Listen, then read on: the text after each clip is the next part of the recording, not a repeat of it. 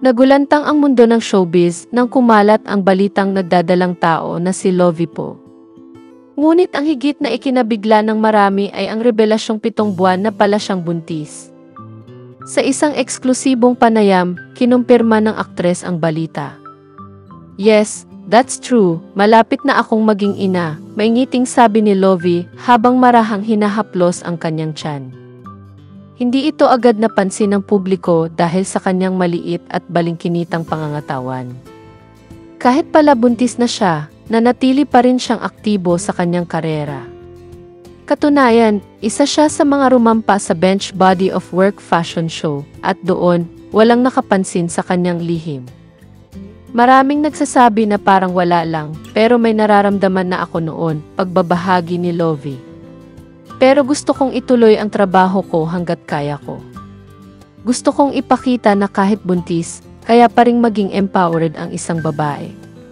Naging usap-usapan ito online, hindi lamang dahil sa kanyang pagbubuntis, kundi sa husay niyang maitago ito sa kabila ng exposure at spotlight. Hindi ko naman talaga tinago. Gusto ko lang sana kaming magpartner ang unang makaramdam at makasama sa journey na ito. Para sa amin muna yung moment, dagdag pa niya. Marami ang bumilib at natuwa para kay Lovie. Maging ang kapwa niya artista ay nagpahayag ng suporta at paghanga sa pagiging matapang at tahimik niyang pagdadala ng isang napakapribadong yugto ng kanyang buhay. Aminado si Lovie na noong una, may halong takot at excitement ang kanyang naramdaman. Ngunit nang maramdaman niyang may bagong buhay na umuusbong sa kanyang sinapupunan, nag-iba ang lahat. Parang bigla akong naging mas matatag. Mas maingat sa mga desisyon.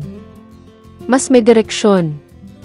Hindi pa niya ibinahagi kung lalaki o babae ang kanyang dinadala, pero ayon sa kanya, masaya at buo na ang kanyang mundo. Basta malusog siya, iyon lang ang dasal ko araw-araw. Matagal na raw nilang hinintay ito ng kanyang partner. Lagi naming sinasabi, kung ibibigay sa amin ng Diyos, buong puso naming tatanggapin. Ngayon, binigyan na kami ng pagkakataon, handa na akong maging ina. Hindi rin lingid sa kaalaman ng marami na isa si Lovie sa mga aktres na inuuna ang propesyon bago ang personal na buhay.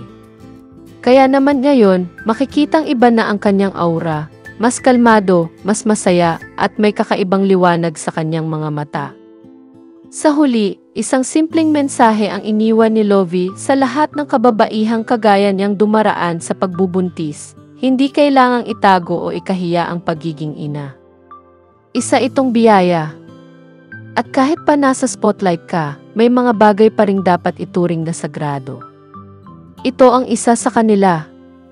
At sa bawat galaw ni Lovie mula ngayon, hindi lang isang aktres ang nakikita ng publiko, kundi isang ina, handa sa bago at mas makulay na yugto ng kanyang buhay.